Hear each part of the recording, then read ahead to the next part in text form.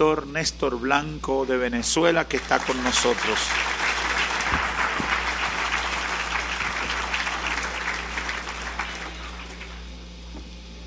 Digamos una palabra de oración. Amantísimo Señor, estamos agradecidos porque tu misericordia es eterna. No tenemos palabra para agradecerte todas las cosas que haces, Señor. Y te pedimos que nos dejes un corazón grande, donde puedan caber las bendiciones por las emociones de tu presencia. Señor, este lugar está lleno de gente que te ama. Y en la vida de cada persona que está aquí presente hay una historia. Hay risas y llantos. Hay alegrías. Hay tristezas. Hay dudas y hay esperanza. Pero estamos aquí en tu casa, en el mejor lugar posible del mundo. Señor, abre nuestro entendimiento. Dinos lo que tú quieres decirnos esta noche. Y prepara nuestro corazón para poder recibirlo. En el nombre de Jesús. Amén.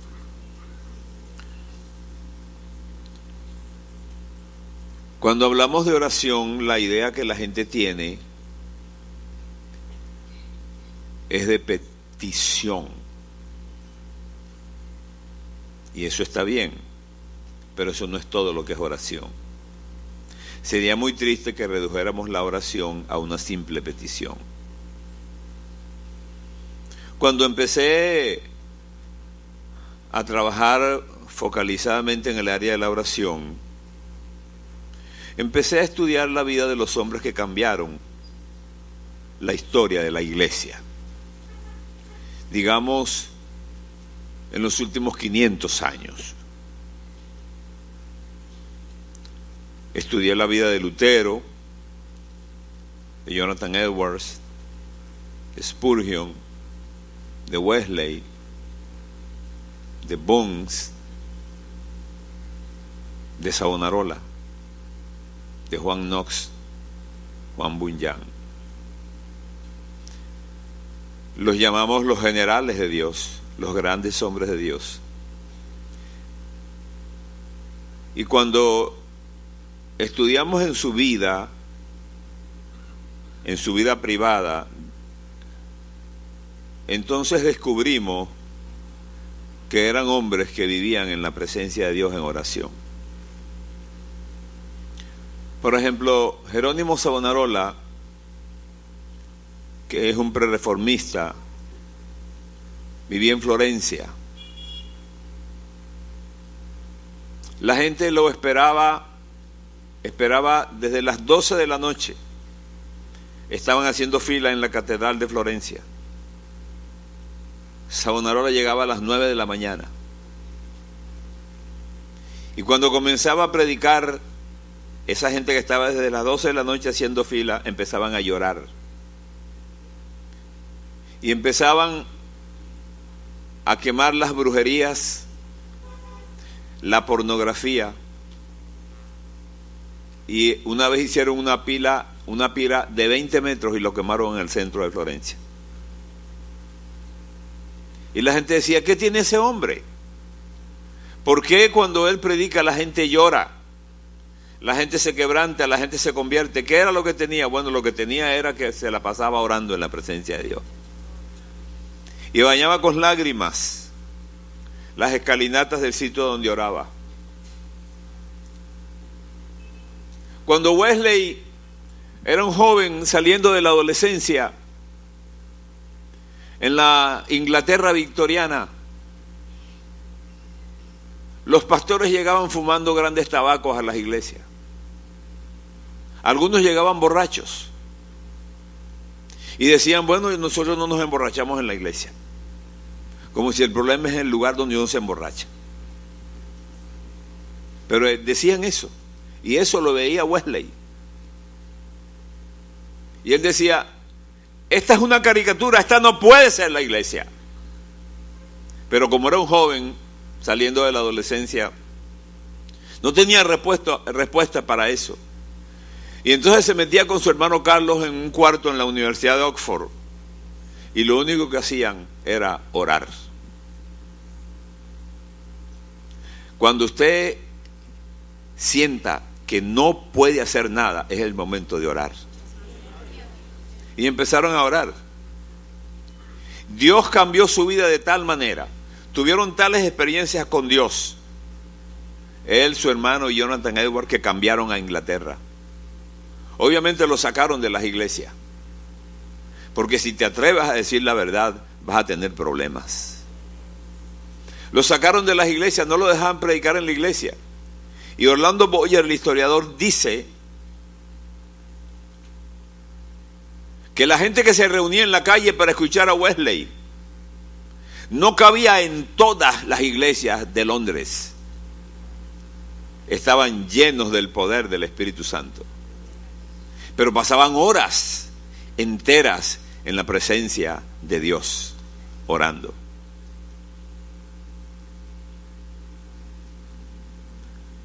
Cuando los discípulos se dieron cuenta de que estaban manejando una estructura religiosa hueca y vacía, le dijeron al Señor que los enseñara a orar.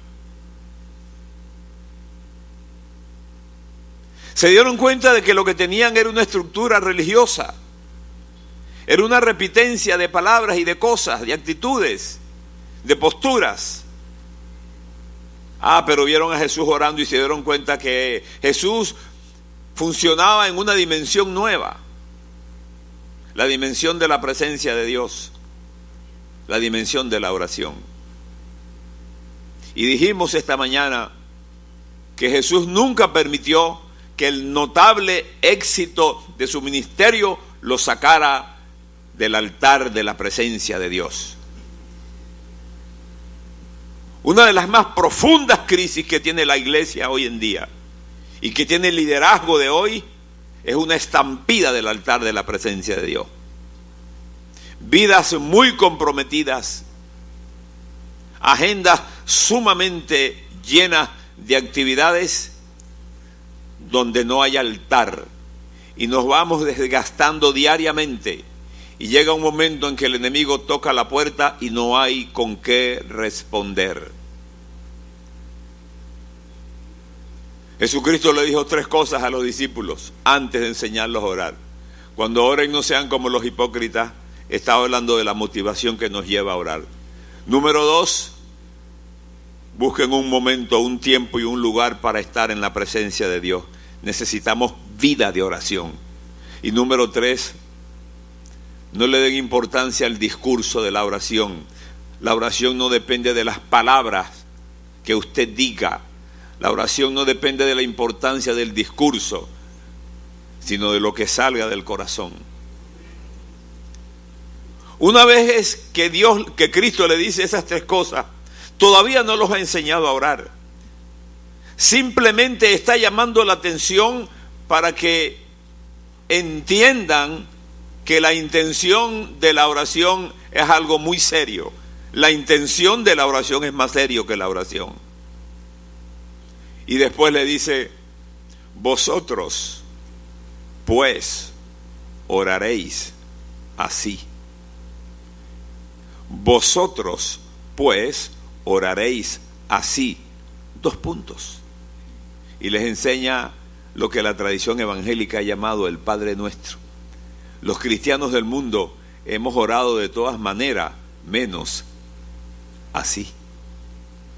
Y por eso tenemos una crisis. Los evangélicos tenemos un problema con el Padre Nuestro. Y tenemos un problema con la figura de María. Es el mismo problema. Es un complejo histórico. Una confesión cristiana convirtió a María en corredentora. Y nosotros la metimos debajo de la alfombra. La figura de María molesta a la mente de muchos evangélicos y ni siquiera hablamos de ella. Cuando hablamos de las mujeres de la Biblia, hablamos de todas menos de María. Y tuvo que haber sido una mujer muy especial, Porque si Dios la escogió para que en su seno trajera nada más y nada menos que al Mesías, no pudo haber sido cualquier mujer. Ella no tiene nada que ver con la salvación de la humanidad, porque ese no fue su papel. Ella fue el vaso que Dios escogió para traer al mundo. Y una mujer con esas credenciales tiene que tener un lugar en la iglesia. ¿Qué pasa con el Padre Nuestro? Que una confesión cristiana convirtió al Padre Nuestro en un látigo. ¿Se acuerdan? Usted tenía que rezar unos cuantos Padre Nuestros y unas cuantas Ave Marías cuando cometía ciertos pecados. Claro, la gente le cogió rabia al Padre Nuestro. Y cuando venimos al verdadero conocimiento de la palabra de Dios, esa rabia residual sigue allí. Y la palabra Padre Nuestro nos hace ruido. Pero el Padre Nuestro que Cristo le entregó a los discípulos no está diseñado como una oración para que la gente lo repita, porque no se hizo para repetirlo. Usted puede repetir al Padre Nuestro en 10 segundos. ¿Y para qué sirve eso? Para nada. Porque la idea no es que usted lo repita como un loro. El Padre Nuestro es mucho más que una oración para repetir. El Padre Nuestro, escuche bien lo que voy a decir, el Padre Nuestro es un mapa para orar. El Padre Nuestro fue diseñado por Jesucristo como un elemento que contiene las partes importantes de lo que yo debo hacer mientras oro. No se puede orar con el Padre Nuestro en 10 minutos, ni siquiera en 10 horas, es mucho. Es un problema de desarrollarlo. Y esta noche vamos a desarrollar, si el tiempo nos da, 3 aspectos del Padre Nuestro. Y lo primero que vamos a desarrollar, ¿cómo es que comienza el Padre Nuestro? Ya ustedes llegaron hasta el cielo, ¿se dan cuenta? Va muy rápido. Padre Nuestro que estás en los cielos, y si uno no lo para, terminan. Ese es el problema nuestro. Tenemos que aprender a ir con calma. Lo primero que nos llama la atención del Padre Nuestro es que comienza con la palabra Padre. Porque los judíos no oraban con la palabra Padre. Es decir, hay prejuicios religiosos que nosotros tenemos. Y déjenme decirle que una de las pérdidas más grandes que ha sufrido la humanidad es que nosotros hoy en día no sabemos cómo era el sonido original del nombre de Dios. Y no lo vamos a saber mientras vivamos en esta tierra. No lo sabemos porque eso se perdió en la historia. Ni los más eruditos estudiosos judíos tienen idea de cómo se pronunciaba el verdadero nombre de Dios. ¿Y saben por qué? Porque eso se perdió por un prejuicio religioso. No nombres a Dios. El nombre de Dios es demasiado santo, es demasiado delicado, entonces dejaron de nombrarlo.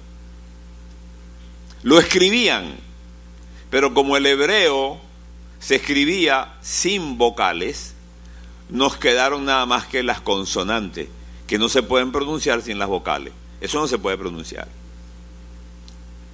Algunos masoretas, muchos siglos después, por hacerle un favor a la humanidad, entonces incorporaron unas vocales que eran las vocales de Adonai, y de allí sale la palabra Jehová o Yahvé.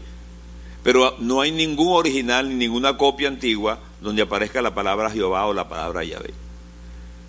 Yo creo que en el cielo vamos a saber el sonido original del nombre del Señor. No es que nos vayamos a ir para el infierno porque no sepamos eso, no se trata de eso. Pero ¿por qué se perdió el sonido del nombre original de Dios? Porque la gente pensaba que Dios se molestaba porque uno lo nombraba. Son prejuicios religiosos que le hacen daño a la gente. Cuando Jesucristo ora y enseña a orar, rompe con ese esquema. La gente piensa que el sentido de la reverencia que Dios tiene es igual al que nosotros tenemos. El sentido de la reverencia desde el punto de vista de Dios tiene que ver con la santidad. El sentido de reverencia desde nuestro punto de vista tiene que ver con posturas. Uno se pone corbata, se pone un traje, se para firme, hace una genuflexión. Esas son las reverencias humanas. Y uno puede ser absolutamente hipócrita al hacer todo eso. Pero uno lo hace porque se lo enseñan. Es decir, no menciones el nombre de Dios. No respetaban la presencia de Dios, pero se cuidaban de mencionar su nombre porque a lo mejor Dios iba a ponerle bravo por eso. Jesucristo rompe con ese esquema. Y pone la palabra Padre al comienzo de la oración. Pero no solamente usa la palabra Padre, usa la palabra Abba, que es una palabra aramea. Porque los judíos del siglo I hablaban arameo como lengua materna. La lengua materna de Cristo era arameo. Y Abba significa papá, ni siquiera padre, que sería la forma castiza en que nosotros lo decimos. Pero Cristo fue mucho más allá y dijo, Dios es tu papá. Dios es tu papá. Es tu papá. ¿Qué es lo que estoy diciendo con eso? Bueno, estoy diciendo que es tu papá. Es decir, cuando Cristo incorpora esa palabra, lo hace nada más y nada menos que en el Getsemaní. El Getsemaní es el momento más crítico del ministerio de Jesucristo, muchísimo más crítico que la cruz, porque el mayor sufrimiento de Jesucristo fue Getsemaní, no fue la cruz.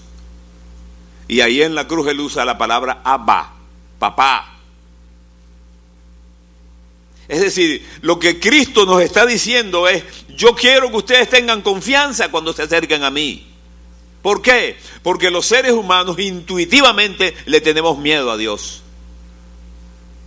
No es que la gente ama a Dios y que la gente respeta a Dios, sino que la gente le tiene miedo a Dios. Y Dios no está interesado en que la gente le tenga miedo. Dios está interesado en que la gente lo ame, que la gente lo respete, no que le tenga miedo. No respetamos a Dios con palabras elocuentes. Respetamos a Dios con nuestra vida, con nuestra conducta, mucho más allá. ¿Qué significa el Padre? ¿Qué significa para nosotros el Padre? A ver, ¿qué significa Padre para nosotros? Progenitor, creador, protector, proveedor, corrector, cariño, todo eso significa Padre. Bueno, posiblemente algunos de nosotros no tenemos ese recuerdo del Padre porque tuvimos una experiencia negativa con el papá. Dios no tiene la culpa de eso. Y Cristo menos. Sí, cuando usted tenga que eso no le haga, usted no pueda machar las dos palabras. Y hay gente que cuando uno le dice que Dios es tu padre, sienten ruido porque tienen problemas con el padre biológico. Pero cuando estamos hablando del Padre, Dios, estamos hablando del verdadero Padre. Dios es quien te provee. Dios es quien te dio la vida. De hecho, nada de lo que tienes es tuyo. Ni tú eres tuyo. El cuerpo que tienes no es tuyo, es propiedad de Dios. Él lo inventó, Él lo diseñó. El aire que respiras no es tuyo, es de Dios. De hecho, nunca hemos pagado un recibo de aire. Tenemos toda la vida viviendo y el orgullo humano se termina en la punta de la nariz y de la boca. Usted agarra a los científicos más brillantes del mundo y les tapa la boca y la nariz y se acabó todo. No hay ninguna ciencia que los haga vivir, porque viven en un mundo prestado.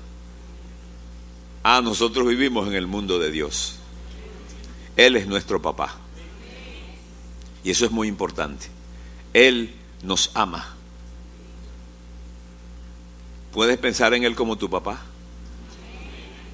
Tu papá te abraza. Tu papá te quiere. Tu papá te sostiene. Tu papá te cuida. Tu papá te provee. No tengas miedo cuando vengas a la presencia de Dios. No importa cómo vengas. No importa cuánto pecado tengas. Él es tu papá. En cualquier circunstancia es tu papá. No está aquí para arrancarte la cabeza, ni para castigarte.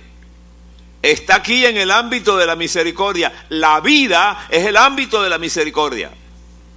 El ámbito de la justicia es otra cosa. El ámbito de la justicia es cuando algunas personas se van a presentar ante la presencia de Dios el día final. Y les van a decir en el cielo, ¿usted para dónde va? No, que yo estoy inscrito en el libro de la vida. No, disculpe, pero no puede entrar. No, pero no puede ser, Señor. Hay un error. Busca bien ahí en la computadora porque no puede ser. No puede ser. Yo predicaba el evangelio, yo profetizaba. Yo echaba fuera demonios. Yo hice milagros. Y Él te va a decir, si se te ha olvidado, te recuerdo que yo soy Dios. Yo sé quién eres, pero no puedes entrar. Yo no estoy diciendo esto para que usted se asuste. Pero si se asusta, es mejor que se asuste aquí. Porque el susto aquí tiene resolución. Lo que no tiene solución es el susto allá. Es decir, estoy diciendo para esto, para que entendamos que la dimensión de la vida de oración ante la presencia de Dios es la dimensión de la misericordia. Pellízquese y diga, estoy vivo. Estoy en el tiempo de la misericordia. Todavía tengo tiempo. El problema de la muerte es que después de la muerte no hay posibilidad de misericordia.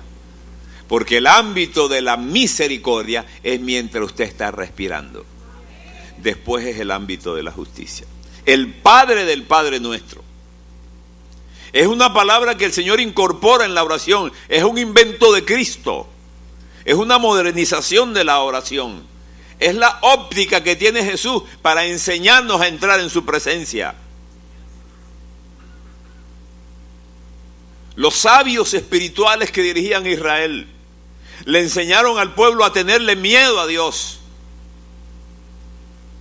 Y si usted lee el libro de Isaías, en el primer capítulo va a encontrar un juicio terrible que Dios hace con Israel. Y los llama príncipes de Sodoma, pueblos de Gomorra. Y cuando uno lee eso, uno dice, ¿cómo que príncipes de Sodoma? ¿Por qué Dios trata a Israel de esa manera? ¿Saben por qué los trata así? Porque está molesto. No son budistas, no son comunistas, no son ateos, son judíos. El pueblo de Dios, el pueblo de la revelación. Y el Señor les dice, estoy cansado de vuestro sacrificio. Estoy cansado del culto que ustedes hacen. Estoy cansado de la liturgia. Estoy cansado de que traigan sus ofrendas, sus canciones al templo. Es más, no los puedo soportar. Es más, cuando oren no los voy a escuchar. ¿Qué está diciendo Dios? Hermano, que la relación con Dios no es algo que se puede medir haciendo cosas. Era gente que hacía religión. Tenían posturas. Respetaban las formas. Se aprendían las cosas de memoria, pero el corazón se les había quedado afuera. Y el Señor dice, aprendan a hacer lo bueno. Tenemos 20 siglos de cultura cristiana. 500 años desde que se hizo la reforma. Y saben, llegó el tiempo de que la iglesia necesita una nueva reforma. Cuando venga la presencia de Dios, no tenga miedo. Cuando venga la presencia de Dios, no se moleste con posturas ni con palabras rimbombantes. Cuando venga la presencia de Dios, cualquiera que sea su condición, entienda que usted está en la etapa de la misericordia. Me conseguí con un hombre que tenía años que se había ido de la iglesia y andaba arruinado. Llegó a la iglesia y el Señor empezó a bendecirlo. Se reconcilió con el Señor y él me preguntaba, ¿puedo sentarme en los primeros bancos, siéntate donde quiera. ¿Puedo llevar mi Biblia? ¿Se dan cuenta? Él pensaba que llevar una Biblia o sentarse adelante era un privilegio de los más consagrados. Eso no es privilegio de nadie. El Señor no mide las cosas así. Los seres humanos medimos esas, pero Dios no mide eso de esa manera. Vaya a la iglesia cuando quiera y como quiera, siéntese donde quiera. Lleve su Biblia o 10 Biblias o lo que usted quiera. Padre que estás en los cielos. Papá, cierre sus ojos un momento, por favor. Incline su rostro. Converse con Dios como su papá. Aleluya. Aleluya. Dígale lo que quiera decirle. Dile, papá, abrázame. Y si usted siente que quiere llorar, no hay problema, llore. Dile, papá, tócame. Dile, papá, te he tenido miedo de ti. Papá, he estado haciendo cosas que sé que no te gustan, pero no tengo fuerzas para no hacerlas. La gente me ha metido miedo contigo, Dios, pero tú no quieres que yo te tenga miedo. Abrázame, Señor. Camina conmigo y dile cuáles son tus debilidades. Él no te va a matar por eso. No te va a castigar por eso. De hecho, Él sabe todo lo que tú haces cuando nadie te ve. Él sabe todo lo que hay en los rincones oscuros de tu vida. Y sin embargo sigue siendo tu papá. No te abandona por tus iniquidades, por tu falta. Sigue siendo tu papá. Sigues teniéndolo a su disposición. A pesar de lo que hagas o dejes de hacer, Él es tu papá. Pero entiende que el tiempo de la misericordia se va a acabar. Porque aunque nos gusta creerlo, amigos y hermanos, la misericordia no es eterna. Comienza un día nuestra vida y un día va a terminar. Y el día que termina nuestra vida, se termina para nosotros el tiempo de la misericordia. Esos momentos que acabas de tener esta noche, tienes que repetirlo en tu casa. La otra palabra del Padre Nuestro, ¿cuál es? ¿Cuál es? ¿Cuál? No, nuestro. ¿Ves que van demasiado rápido ustedes? La segunda palabra del Padre Nuestro es nuestro. La palabra primera es Padre.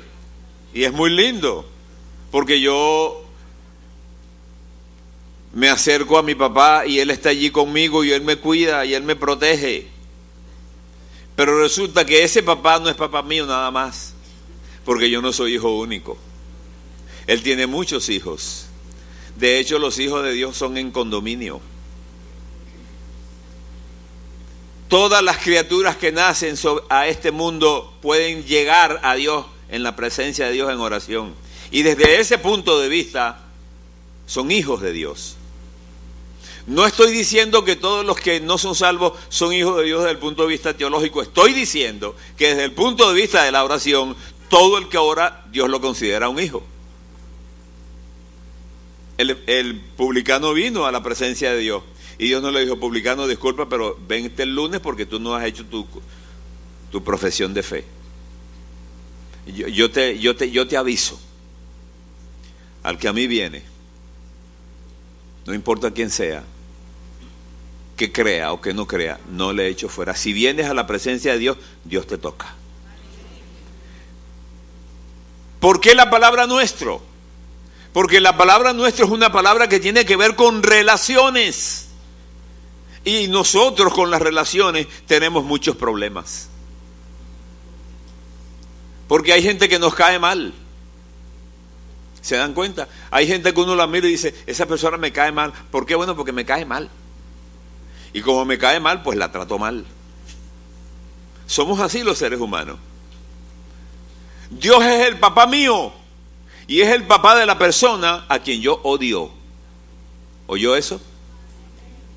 Dios es mi papá y me encanta eso. Pero Él es el papá de la persona a quien yo no le hablo. Y si yo pretendo tener una relación con papá, tengo que pasar por tenerla primero con el prójimo. Porque no puedo tener relación con Dios si la relación con el prójimo está rota.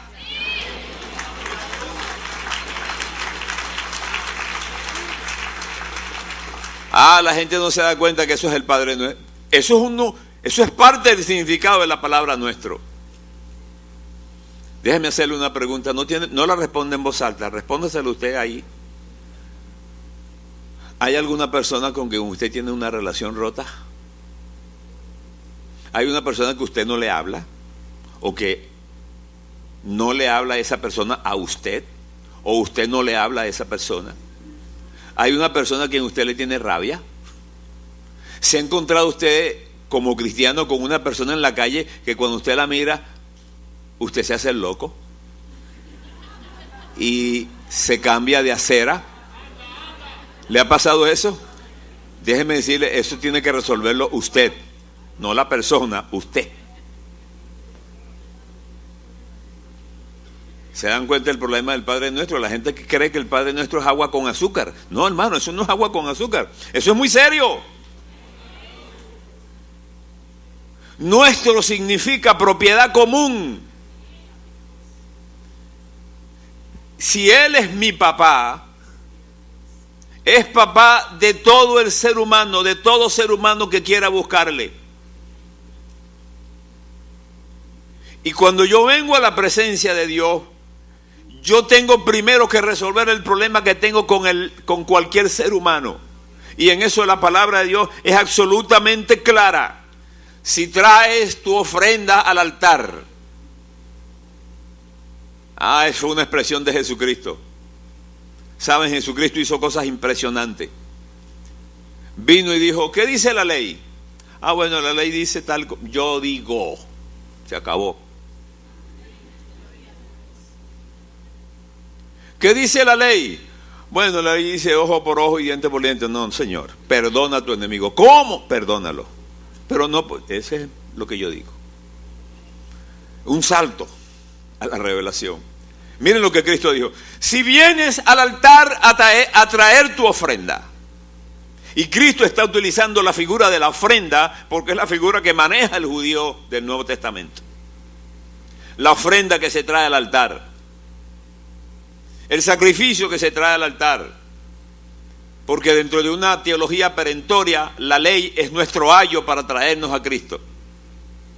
El concepto de perdón todavía no es completo.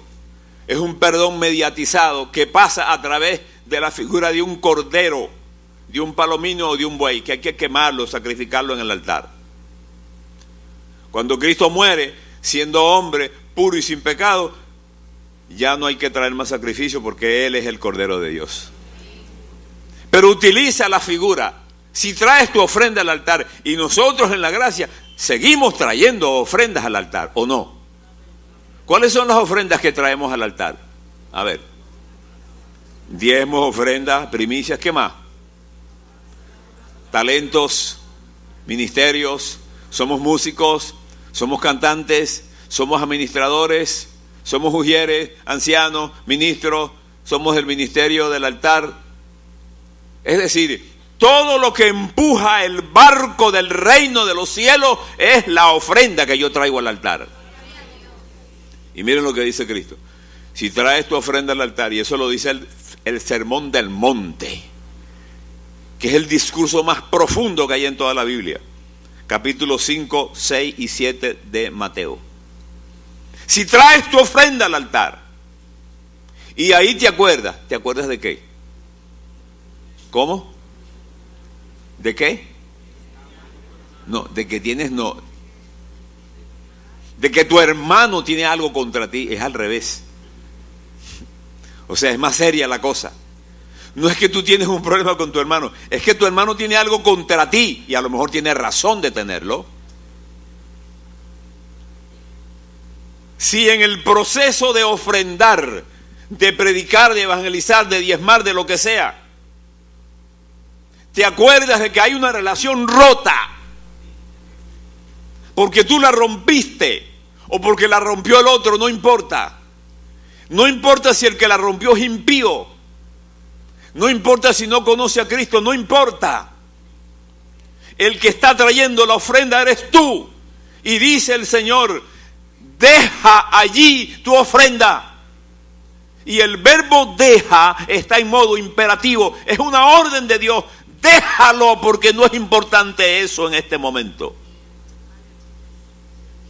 No podemos traer ofrenda a la presencia del Señor con el corazón roto y la relación rota. Deja allí tu ofrenda y reconcíliate con tu hermano, con tu prójimo. Tremendo eso. Ah, la gente no dice amén cuando uno dice eso. No tienen que decirlo así.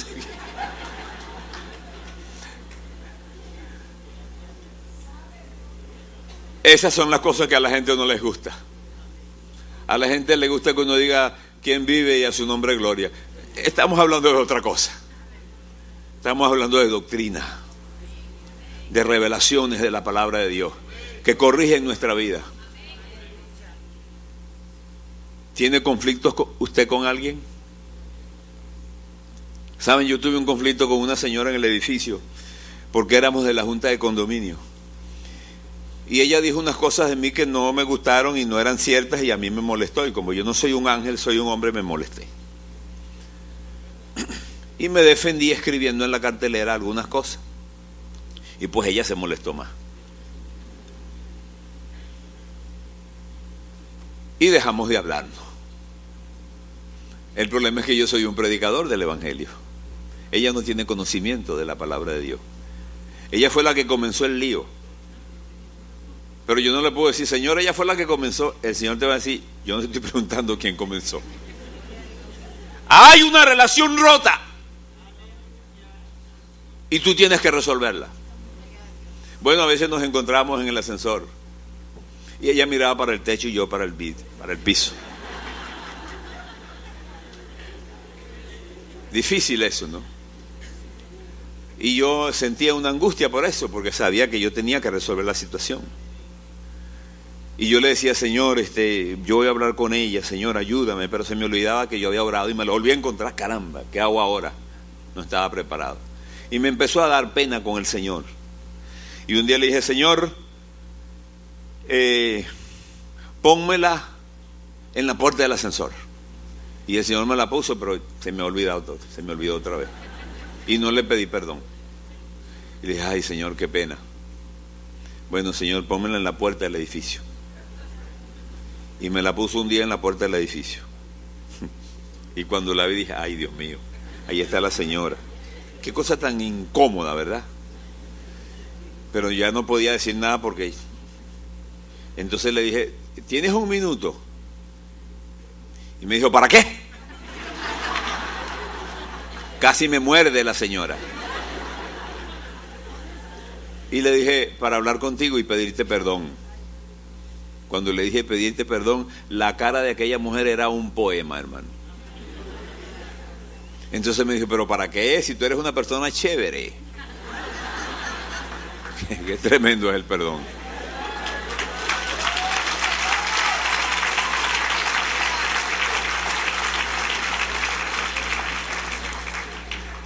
El perdón es una humillación. Pedir perdón es un acto de humillación y por eso nos cuesta. Cuando pedimos perdón estamos nadando contra la corriente de nuestra naturaleza carnal. No es fácil pedir perdón. Y sobre todo no es fácil pedir perdón a una persona que no es cristiana y a una persona a quien nunca uno ha ofendido. El problema es que desde el punto de vista de la relación cristiana, quien tiene que resolver el problema es el cristiano. Bueno, hoy en día somos amigos, Somos uña y mugre. Yo soy la uña.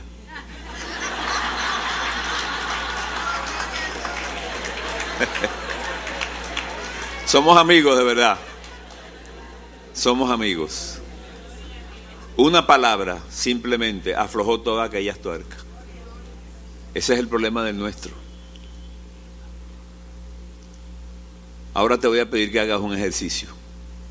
Piensa en una persona, no importa si es de tu familia, es posible que sea un compañero de trabajo,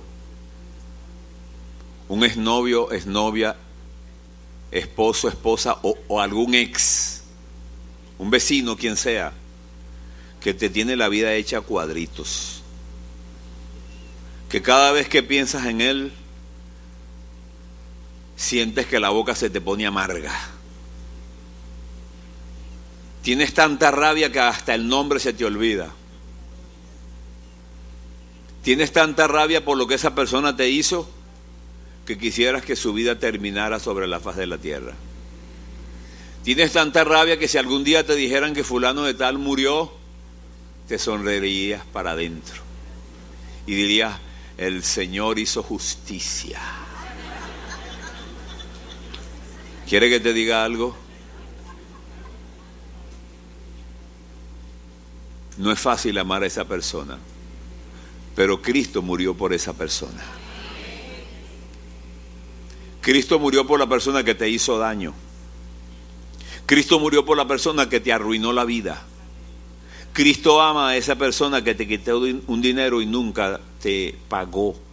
Cristo murió por esa persona que te engañó y que cuando tú te recuerdas de él o de ella, te mareas de la rabia. Pero ¿quieres que te diga algo? Somos nosotros los creyentes los que tenemos que dar el paso para la reconciliación. Digo, si respetamos el Padre Nuestro.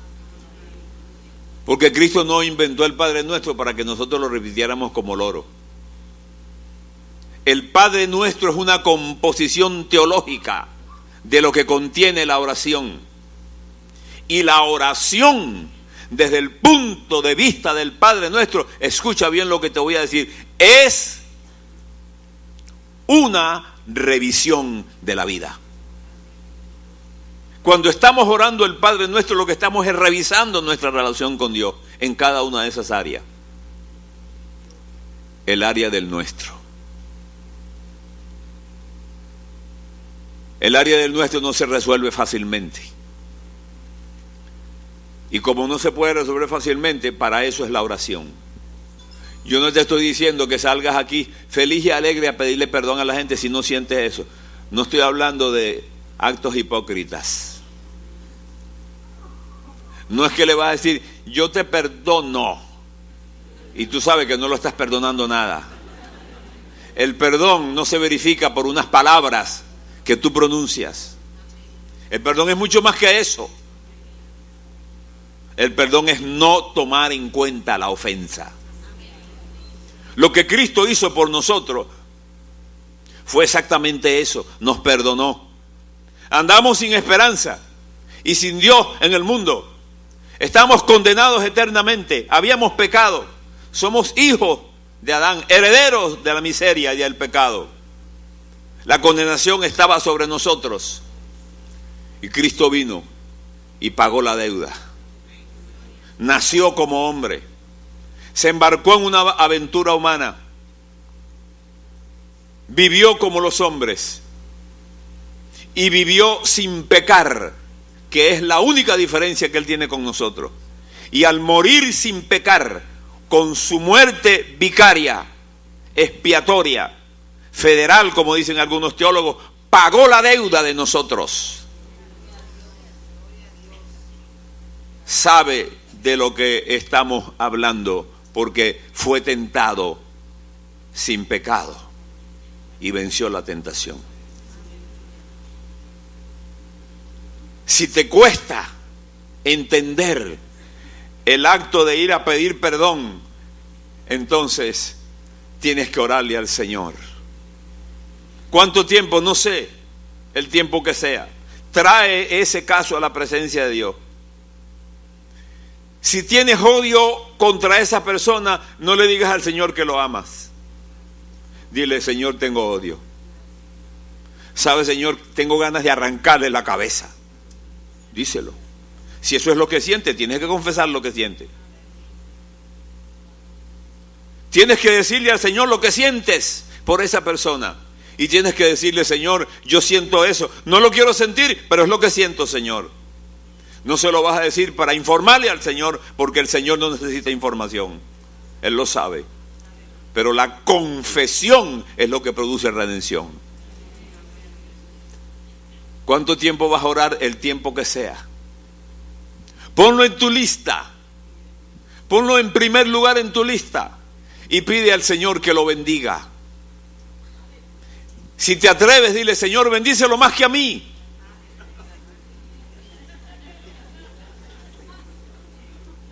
Dile, Señor, bendice a su esposa. Dile, Señor, bendice a su esposo. Bendice sus finanzas. Te vas a sentir raro diciendo eso. Pero si sigues orando por esa persona, vas a descubrir un día milagrosamente que la rabia se fue. Que se fue el rencor. Escucha bien. No estoy diciendo que te vas a olvidar de la ofensa. Porque perdonar no significa olvidar la ofensa. La gente inventa muchas cosas. Tú le preguntas a la gente, ¿qué es perdonar? Y todo el mundo dice, perdonar es olvidar. Nadie lo cree, pero todo el mundo lo dice. ¿Y es que acaso nosotros podemos manejar el olvido? No, el olvido es un accidente. Uno se olvida de lo que se olvida, pero uno no puede programar de lo que se va a olvidar. Trate de olvidarse de una ofensa para que usted vea. No se lo olvida nunca. Pero la Biblia no enseña que perdonar es olvidar. La Biblia lo que enseña es que perdonar es comportarse como si la ofensa no ha ocurrido. Te puedes recordar de la ofensa y no te hace daño. Te puedes recordar del mal que la persona te hizo y te puedes sentar al lado de esa persona a comer. Puedes invitarlo a tu casa. No puedes tratar de manejar el olvido, porque el olvido no es algo que se maneja voluntariamente. Lo que se maneja voluntariamente es el perdón. Y si te cuesta, y eso cuesta, tráelo a la presencia de Dios y dile, Señor, necesito perdonar a esa persona, pero mi corazón está muy herido. Ayúdame, Señor. No trates de forzar a Dios. No trates de maquillar tu sentimiento. No te acerques a esa persona hasta que no estés preparado. Síguele pidiendo al Señor. Tráela a la presencia de Dios hasta que el Espíritu Santo haga el milagro. No salgas esta noche de este altar sin hacer ese compromiso de resolver esa relación rota que tienes. Voy a hablar de la última porque no tengo mucho tiempo. Santificado sea tu nombre. Eso significa santidad. Y está en el Padre Nuestro. No está ahí de casualidad. Si alguno está en Cristo, es nueva criatura. Las cosas viejas pasaron y aquí todas son hechas nuevas. Tenemos un problema con la santidad. No estoy hablando de santurronería. Estoy hablando de santidad. La primera vez que aparece la palabra santidad en la Biblia, ¿se acuerdan? Es cuando Moisés está en el desierto y se le presenta allí un árbol que se está quemando, un arbusto, pero no se consume. Y Dios le dice, quítate las sandalias, Moisés, porque estás pisando tierra santa. Y Moisés se asusta. ¿Cómo que tierra santa? ¿Qué es eso? Él no lo entendía. ¿Cuál es la razón de que este pedazo de tierra es santo? Bueno, es santo porque Dios dijo y se acabó. ¿Y qué significa que ese pedazo de tierra es santa? Significa sencillamente que fue separado por Dios para un escenario y para hablarte a ti. ¿Este micrófono es santo? Claro que es santo. ¿Por qué? Bueno, porque lo separamos para el servicio de Dios. Ahora el micrófono no sabe que él es santo, porque él tampoco sabe ni siquiera que es micrófono. El púlpito es santo, las sillas son santas. ¿Por qué son santos? Porque son separados para el servicio de Dios. Ajá, ¿y cuál es el problema de eso? que el uso de los implementos de la iglesia son responsables del liderazgo de la iglesia. Es una responsabilidad del liderazgo de la iglesia. Si los vecinos nos vienen a pedir el templo, el púlpito o los micrófonos para hacer una fiesta allá afuera, le vamos a decir que no, ¿verdad? Porque son separados para el servicio de Dios. Si lo hacemos, el micrófono no va a recibir ningún daño, porque el micrófono no sabe nada de eso. Pero nosotros somos los custodios de la santidad. Más adelante, porque la revelación es progresiva, Dios le dice a Moisés algo serio: sean santos ustedes, porque yo soy santo. Ahora no se trata de las cosas santas, sino de la gente santa. Sean santos, porque yo soy santo. Cuando hablamos de la santidad de Dios, estamos hablando de santidad en sentido absoluto. Dios es absolutamente santo. A veces queremos ayudar a Dios y decimos que Dios es 3 veces santo. Dios no es 3 veces santo, ni 4 ni 80. Él es absolutamente santo. ¿Por qué? Porque la santidad de Dios no se puede medir. ¿Cómo se mide la santidad de las personas? Un Dios absolutamente santo es un Dios perfecto. Pero cuando hablamos de santidad referida a la gente, no estamos hablando de perfección absoluta, porque nosotros no podemos ser santos como Dios, porque de hecho ya somos pecadores. Pero aún así, pecadores, Dios nos llama santos y quiere que seamos santos. Santidad es separación de la vida de pecado. Ay, con eso yo tengo mucho problema, porque me consigo en la iglesia con gente mentirosa, con gente que tiene una buena teología pero un mal testimonio, con gente que se sabe en la Biblia de memoria pero le deben a todo el mundo y no le pagan, con gente que le gusta cantar y adorar pero compran CD quemados que vienen del mundo del delito.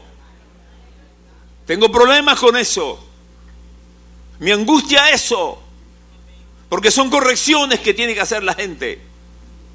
Es decir, la santidad, hermanos queridos, no es un vestido que yo me pongo. La santidad es una condición de vida. Más adelante, en la revelación progresiva del Nuevo Testamento, dice Pedro: santos en toda vuestra manera de vivir. Y eso es muy serio.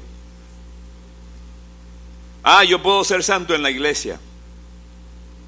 Yo aquí estoy predicando por una semana y ustedes quizás lo más que saben de mi persona es que me llamo Néstor Blanco. Eso no es suficiente para saber quién soy yo. A lo mejor les gusta como yo predico o les disgusta, no lo sé. Pero ustedes pueden saber quién es Néstor Blanco porque predica aquí. Porque yo no soy solamente un predicador. Yo soy un esposo. Hace 32 años estoy casado con Rafaela. Y ella debe tener una opinión de mí. Y la opinión que ella tiene de mí tiene que ser igual a la que tengan ustedes. Yo no puedo ser un excelente predicador y un mal esposo. Pero además tenemos 2 hijos y ellos tienen un concepto de mí. Y yo tengo que ser coherente, yo tengo que poder predicar delante de ella y delante de nuestros hijos sin vergüenza. Pero resulta que yo soy un predicador que tiene relaciones en Caracas con muchos ministros y tengo un testimonio. Y ustedes pueden poder investigar quién es el pastor Néstor Blanco en Caracas. Tienen que poder hacerlo con libertad para saber quién realmente soy yo. Pero además soy un vecino que tiene 25 años viviendo en un barrio. Y mis vecinos tienen que saber quién soy yo, qué testimonio les he dado. Pero además alguna vez compré un vehículo a través de un banco, un apartamento, y tengo un expediente. Y puede ser que sea muy correcto pagando o puede ser que sea mala paga. ¿Se dan cuenta? Es lo que dice Pedro. Es una manera de vivir, no es una manera de predicar. Yo puedo ser un músico excelente en la iglesia, un cantante excelente, un líder de adoración y alabanza, un diácono, un ministro, un anciano. excelente en la iglesia, pero hay que buscar en todos los aspectos de la vida para ver si es santo realmente. Porque la santidad no es una camisa que yo me pongo, es una manera de vivir en todos los ámbitos de mi vida. Ese es el problema de la santidad. Y esa santidad está incluida en el Padre Nuestro como una fórmula. Santificado sea tu nombre. O sea, el Padre Nuestro tiene un pedazo en el cual yo tengo que considerar mi santidad y decirle: Señor, ¿dónde están las áreas débiles? Perdóname, Señor, digo mentiras. Perdóname, Señor, no soy coherente. Me decía un niño de 14 años el otro día: mi papá, ya no quiero nada con... El papá era el pastor. 14 años. No, yo no quiero nada con mi papá, pastor, me dijo.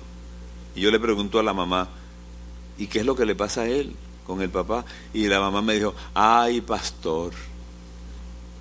El papá era el pastor y le debía real a todo el mundo. Y no le pagaba a nadie. Y se escondía cuando le venían a cobrar. Y cuando el muchachito estaba oyéndolo, él me decía: oiga, mi papá, y se burlaba del papá. El papá era el pastor.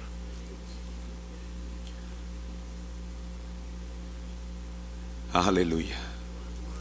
Sin santidad, y es lo que asusta a mucha gente, nadie verá al Señor. No quiero cansarlos con mucha teología, pero quiero irme esta noche con la seguridad de que ustedes van a manejar esas tres cosas: a Dios como papá, sin miedo y sin complejo; al Padre, al nuestro, relaciones rotas con quien sea. No importa si la otra persona comenzó la ofensa o la comenzó. Obviamente, si la comenzó usted, con más razón. Pero si la comenzó la otra persona, no diga: yo no tuve la culpa. La culpa fue de él. Porque Cristo no tuvo la culpa por nuestros pecados, pero fue quien pagó. La culpa fue de nosotros, pero quien pagó fue Cristo. Ese argumento no vale. Vengamos a la presencia de Dios con un corazón quebrantado. No estoy hablando de cosas que se hacen en 5 minutos. Usted no se convierte en santo en una semana. Hay unos libros que pueden aparecer por ahí: conviértase en santo en 10 lecciones. Olvídense de eso. La santidad no es un evento, es un proceso de la vida. Ponte de pie, por favor. Aleluya. Inclina tu rostro y dile al Señor ahora lo que tú tengas que decirle. Aleluya.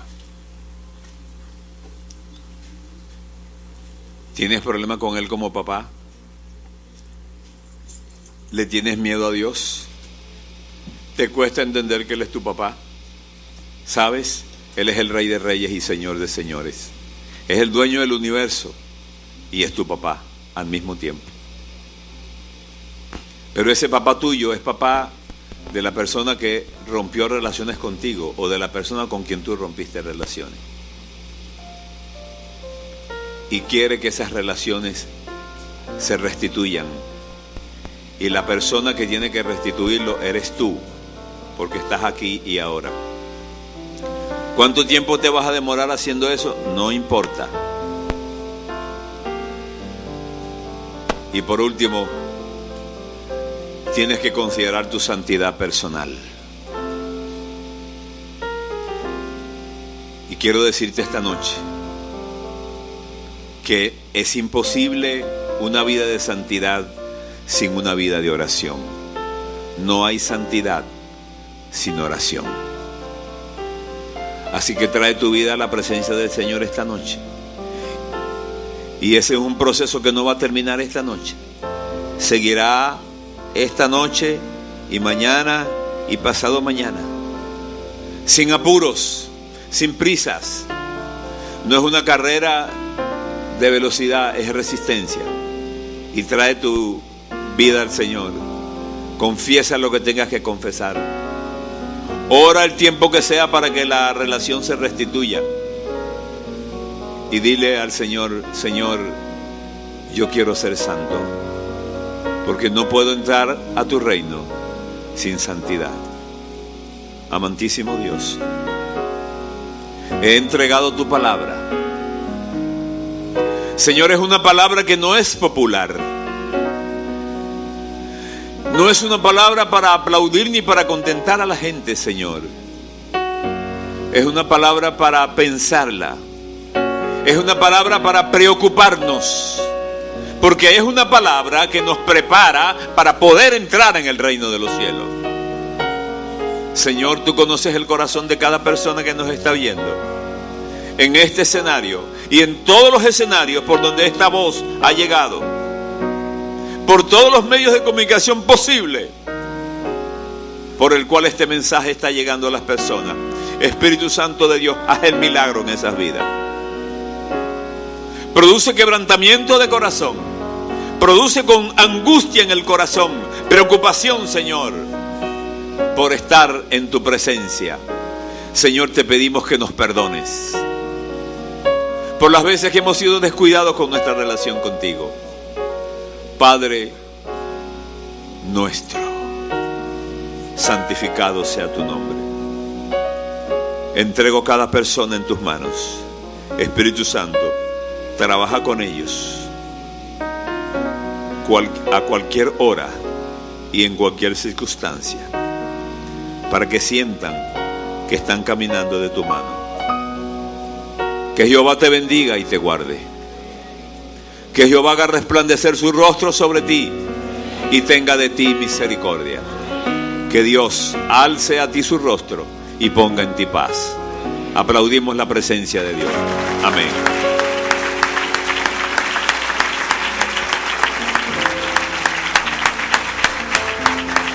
Aleluya. Vamos a seguir ahí. Yo te